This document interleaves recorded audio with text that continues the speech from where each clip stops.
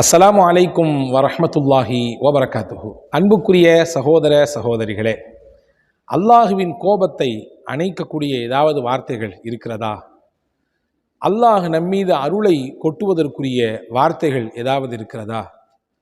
இன்னும் சொல்ல போனால், இந்த அல்லாஹினுடைய திருநாமம் ஒன்று எனக்கு சொல்லித்தாருங்கள், அதை சொல்லி சொல்லி நான் அல்லாஹுவை அழைக்க வேண்டும், என் தேவைகளை கேட்க வேண்டும், அல்லாஹ் எனக்கு அதன் மூலம் பதில் கிடைக்க வேண்டும் என்று ஏதாவது ஷார்ட் அண்ட் ஸ்வீட்டாக இருக்குதா அப்படின்னு கேட்டால் நிச்சயமாக இருக்குது.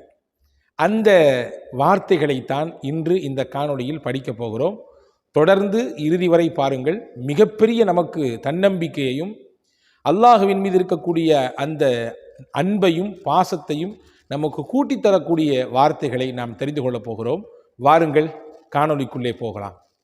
நபிகள் பெருமானார் ஸல்லல்லாஹு அலைஹி வஸல்லம் அன்னவர்கள் அறிவிக்கக்கூடிய ஒரு ஹதீஸ், சையதுனா அபு ஐயாஷ் இப்னு ஸைத் இப்னு சாமித் ரலியல்லாஹு அன்ஹு அவர்கள் இந்த ஹதீஸினுடைய அறிவிப்பாளராக இருக்கிறாங்க. திர்மிதி ஷரீஃபிலே இந்த ஹதீஸ் பதிவாக இருக்கிறது. இந்த அபு ஐயாஷ் ரலியல்லாஹு அன்ஹு என்ற சஹாபி ஒரு நாள் தொழுதுட்டு இருக்கிறாங்க. தொழுது முடிச்சுட்டு எல்லாருமே என்ன செய்வோம்? துவா செய்வோம் இல்லையா? எந்த தொழுகைக்கு பின்னாலும் துவா கண்டிப்பாக இருக்க வேண்டும். ஆனால் இன்னைக்கு அவசரத்தில் பல பேர் எப்பண்டா இமாம் சலாம் கொடுப்பாருன்னு சொல்லி சலாம் கொடுத்த கையோடு எந்திரிச்சு ஜமாத்தை அப்படி களைச்சி விட்டுட்டு ஓடுறத வெளியே போகிறத பார்க்குறோம்.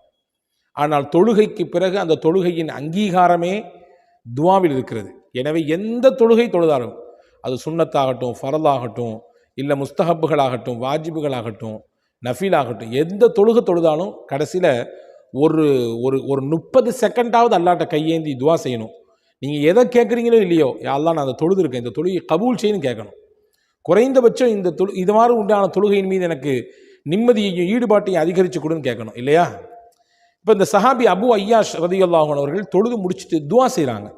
என்ன துவா செஞ்சாங்க அப்படின்னா, அந்த ஹதீஸை தொடரிலே படிக்கிறேன் பாருங்கள். அல்லாஹும்ம இன்னலக்கல் ஹம்த் லா இலாஹ இல்லா அன்த யா ஹன்னான் யா மன்னான் யா பதீஅ ஸமாவாதி வல் அர்த் யா ஸல் ஜலாலி வல் இக்ராம். இதான் சொன்னாங்க. 5 அல்லாஹுவினுடைய முக்கியமான திருநாமங்களை கொண்டு துவா செஞ்சிருக்காங்க. அல்லாஹும்ம இன்னலக்கல் ஹம்த், யா அல்லாஹ் உனக்கு எல்லா புகழும், நீ எப்படிப்பட்டவன்? லா இலாஹ இல்லா அன்த, உன்னை தவிர வணங்குவதற்கு தகுதியானவன் உலகத்தில் யாருமே இல்லை. யா ஹன்னான் யா மன்னான், அதிகப்படியான இரக்கம் உள்ளவன், அடியார்கள் மீது அருளை அப்படியே அள்ளி அள்ளி கொட்டக்கூடியவன். யா பதீஅ ஸமாவாதி வல் அர்த், வான பூமியை எந்த முன்னுதாரணமும் இல்லாமல் நுட்பமாக படைத்தவன். அதே போன்று யா ஸல் ஜலாலி வல் இக்ராம், கண்ணியமும் மகத்துவமும் பொருந்தியவன் நீ. இந்த வார்த்தைகளை கொண்டு அவர் அல்லாஹ்வை துவா செய்வதற்கு முன்னால் இப்படி புகழுகிறார். துவாவுடைய முறையை எடுத்த உடனே நம்ம அல்லாஹ்ட்ட கேட்கக்கூடாது. கையேந்தி யா அல்லாஹ் அதை கூட இதை கூட கேட்கக்கூடாது. முதல்ல அல்லாஹ்வை புகழணும். நபி ஸல்லல்லாஹு அலைஹி வஸல்லம் ஸலவாத்து சொல்லணும். அதற்கடுத்து அல்லாஹ்வை புகழணும். அல்லாஹ்வை புகழ்ந்து ரசூலுல்லாஹி ஸலவாத்து சொன்ன பின்னாடி தான் நம்முடைய துவாவையும் கேட்கணும். ஹதீஸில் வந்திருக்கிறது, ஒரு சஹாபி போய் தொழுது முடிச்சு உடனே அல்லாஹ்ட்ட கையேந்து துவா செஞ்சாராம். இப்போ ரசூலுல்லாஹ் சொன்னாங்கன்னா, இவர் துவாவில் அவசரப்படுறாரு அப்படின்னாங்க. இப்போ ரசூலுல்லாஹ் சொல்லி கொடுத்தாங்க, துவா எப்படி செய்யணும்னு சொல்லி கொடுத்தாங்க. இன்ஷா அல்லாஹ் தனியாக ஒரு காணொளியிலே அது சம்பந்தமாக விரிவாக பார்ப்போம். இங்கே இவர் துவாவை கேட்பதற்கு முன்னால் இப்படியான அல்லாஹுவின் புகழ் திருநாமங்களை சொல்லியிருக்கிறார். ரசூலுல்லாஹ் சொன்னாங்க, இதை கேட்டுட்டு சொன்னாங்க, லக்கத் தஅல்லாஹ பி இஸ்மிஹில் ஆலம், இவர் அல்லாஹ்வை எப்படி அழைத்து விட்டார் தெரியுமா? அவனுடைய இஸ்முல் ஆலமை கொண்டு அழைத்து விட்டார். அல்லாஹ்விற்கென்று மகத்துவமான ஒரு பெயர் இருக்கிறது. எப்படிப்பட்ட மகத்துவமான பெயர் தெரியுமா? அல்லதி இதா துஇய பிஹி அஜாப வசுஇல பிஹி ஊத்திய, அந்த பெயரை கொண்டு அல்லாஹ்வை கூப்பிட்டால் அல்லாஹ் அவருக்கு பதில் கொடுப்பான், அவருக்கு தேவையை நிறைவேற்றி தருவான் என்று சொன்ன அந்த ஒரு திருநாமம் இதிலே இருக்கிறது என்று ஹஜ்ரத் ரசூலுல்லாஹி ஸல்லல்லாஹு அலைஹி வஸல்லம் சொன்னாங்க. 4 வார்த்தை இருக்குங்க. லா இலாஹ இல்லான்னு இருக்குது. அதுக்கடுத்து யா ஹன்னான் யா மன்னான் இருக்குது. 3வது யா பதீஅ ஸமாவாதி வல் அர்த் இருக்குது. அதுக்கடுத்து யா ஸல் ஜலாலி வல் இக்ராம். இந்த 4ல் எது அந்த அல்லாஹ்வுடைய மகத்துவமான பேர் என்றால், அறிஞர்கள் சொல்கிறார்கள், அல்லாஹ்வின் மகத்துவமான இஸ்முல் ஆலமாக இருக்கலாம். இது எது?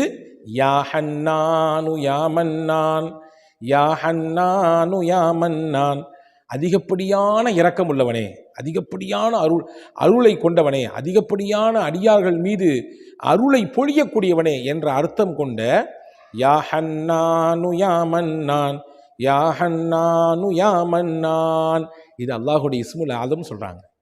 இஹ்யா உலூமுத்தீன் என்ற நூலிலே ஒரு செய்தி வந்திருக்கிறது. ஹஜ்ரத் ஹஸனுல் பஸரி ரஹிமஹுல்லா அவர்கள் சொல்லக்கூடிய ஒரு செய்தி. இது இன்னுமா இந்த வார்த்தை இன்னும் நம்மளுக்கு இந்த விஷயத்தை உறுதிப்படுத்துது பாருங்களேன். அல்லாஹு தாலா நரகத்திலே ஒரு மனிதரை 1000 ஆண்டுகள் போட்டு வேதனை செய்தானாம். அவர் செய்த பாவத்திற்கு, அவர் செய்த குற்றத்திற்கு தண்டனையாக நரகில் போட்டு அவரை வேதனை செய்தான். உச்சகட்டமாக அந்த வேதனைகளை எல்லாம் கடந்து அந்த 1000 வருடத்தை நெருங்கக்கூடிய நேரத்திலே அந்த மனிதருக்கு இப்படி ஒரு யோசனை வந்துச்சான். அல்லாவை இப்படி சொல்லி அழைச்சாராம். யா ஹன்னானு யா மன்னான், யா ஹன்னானு யா மன்னான், இப்படி சொல்லி அழைச்சாராம். யா அல்லாஹ், இரக்கமானவனே, கருணை காட்டக்கூடியவனே, அடியார்கள் மீது அருளை பொழியக்கூடியவனே, எனக்கு இப்படியான வேதனை இருக்குதே, இத்தனை ஆண்டுகளாக அந்த வேதனை அனுபவிச்சுட்டு இருக்கனே, எப்படியாவது என்னை இங்கேருந்து வெளியேற்றுறேன் அப்படின்னு சொல்லி இந்த விஸ்மை, இந்த அல்லாவின் திருநாமத்தை சொல்லி அழைத்தாராம்.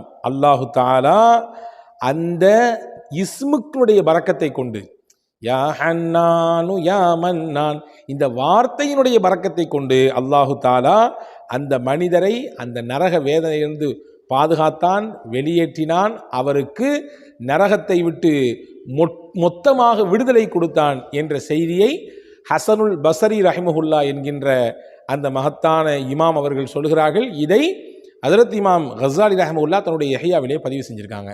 எனவே அன்பான சகோதரர்களே, இந்த காணொலியில் நமக்கு ஒரு பெரிய உற்சாகம் கிடைச்சிருக்கு. அல்லாஹ்ட்ட அழைச்சி நெருங்கிறதுக்கு அவனுடைய இஸ்முல் ஆலம், அதாவது எந்த இஸ்மை சொல்லி நம்ம அல்லாஹ்ட்ட துவா செஞ்சா நம்ம துவாவை அல்லாஹ் ஏற்றுக்குவானோ, எந்த இஸ்மை சொன்னால் நம்ம மேலே அல்லாஹ் கோபமாக இருந்தாலும் அப்படியே கரைஞ்சி போயிடுவானோ. ஒரு அத்தா தன் பையன் மேலே கோபமாக இருக்காரு, கடுமையான கோபமாக இருக்காரு வச்சுங்களேன். அந்த பையன் ஒரு ட்ரிக்ஸை தெரிஞ்சு வச்சுருக்கான். என்ன அப்படின்னா, நம்ம அத்தாவுக்கு எதை பிடிக்குமோ அதை செஞ்சு அவரை இந்த கோபத்திலேருந்து வெளியேற்றணும், அந்த கோபத்திலேருந்து கீழே இறங்க வைக்கணும். அதை கரெக்டாக பையன் தெரிஞ்சு வச்சுருக்கான். அதை கரெக்டாக அவன் செஞ்சிட்டான். செஞ்சு முடித்தவொன்னே அவருக்கு உச்சத்தில் இருந்த கோபம், அந்த செயல் அவருக்கு ரொம்ப பிடிக்குன்றதுனால அதை செஞ்ச உடனே அப்படியே கோபம்லாம் தணிஞ்சு கீழே இறங்கிடுறாரு. இல்லையா? பார்க்கிறோமா இல்லையா? இதை மாதிரி அடியார்களின் மீது உச்சபட்சமாக கோபத்தில் அல்லாஹ் இருந்தாலும் அந்த கோபத்தை எல்லாம் கீழே இறக்கி நிதானத்திற்கு, பாசத்தோடு, பிரியத்தோடு அந்த அடியாரை பார்ப்பதற்குரிய ஒரு நிலையை ஏற்படுத்தக்கூடிய வார்த்தை தான் யா ஹன்னானு யா மன்னான். இந்த வார்த்தை அல்லாஹ்வின் கோபத்தை அணைக்கும் மட்டுமல்ல, நாம் கேட்டால் என்ன கிடைக்க வேண்டும் என்ற எண்ணத்தில் கேட்கிறோமோ அதற்கு முன்னால் இந்த வார்த்தையை பலமுறை சொல்லிவிட்டு, குறைந்தபட்சம் என்னிடத்தில் கேட்டால் ஒரு 100 தடவை ஒரு இடத்திலே அமர்ந்து இதை சொல்லிவிட்டு அல்லாஹ்விடத்திலே துவா செய்தால் நிச்சயமாக அந்த துவாவிற்கு மிகப்பெரிய அங்கீகாரமும் பதிலும் கிடைக்கும் என்பதை இந்த ஹதீதுகள் நமக்கு விளக்கித் தருகிறது. வல்ல அல்லாஹ் தௌஃபீக் செய்வானாக. இதை பின்பற்றக்கூடிய நல்ல வாய்ப்பை உங்களுக்கும் எனக்கும் எல்லா மக்களுக்கும் தருவானாக. வஸ்ஸலாம். அஸ்ஸலாமு அலைக்கும்.